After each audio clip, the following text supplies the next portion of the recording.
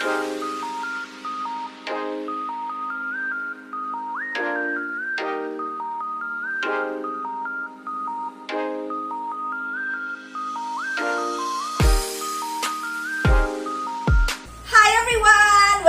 to my kitchen. In today's video, mag-share ako sa inyo ng isang dessert recipe. So ayan, kung gusto nyong itry ang ating recipe for today, pwede nyong hatiin ang ating measurement na ibibigay ko sa inyo dahil ang gagawin ko ay pangmaramihan. So ayan, before we start, kung bago kayo sa aking channel, don't forget to click the subscribe button and click the notification bell para lagi kayong updated sa aking mga new videos. Kung paano natin gagawin, panoorin nyo ang buong video.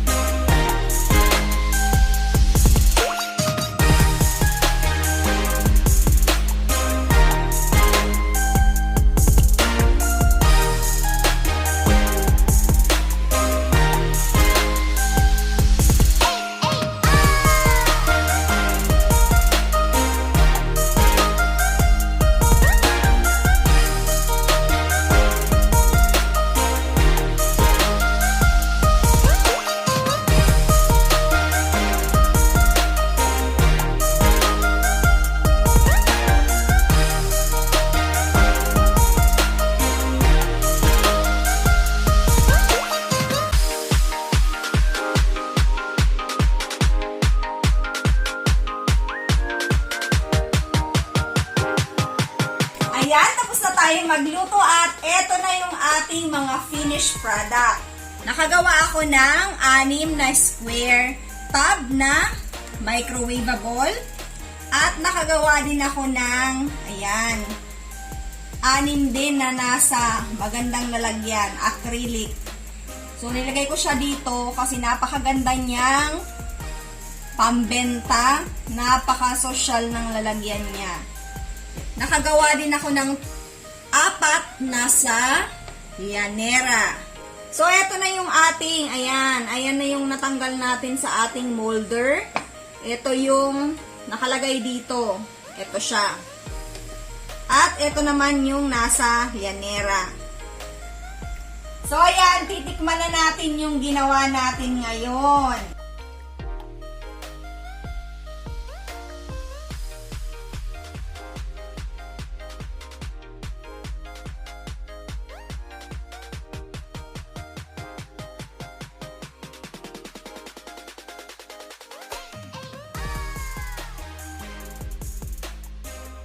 So, ayan, napakasarap ng combination ng maha jelly and mango jelly.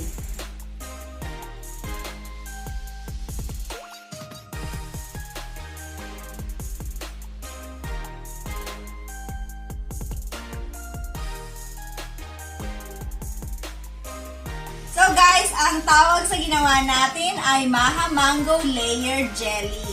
So, ayan, may bago kayong idea for business at idea sa ating gulaman recipe. So guys, sana i-try nyo tong ating bagong recipe na maha mango jelly layered dahil napakaganda niyang pang negosyo. And before we end this video, please follow and like my FB page, my Instagram account, at mag-join kayo sa ating FB group. So ayan, thank you for watching and I hope to see you in my next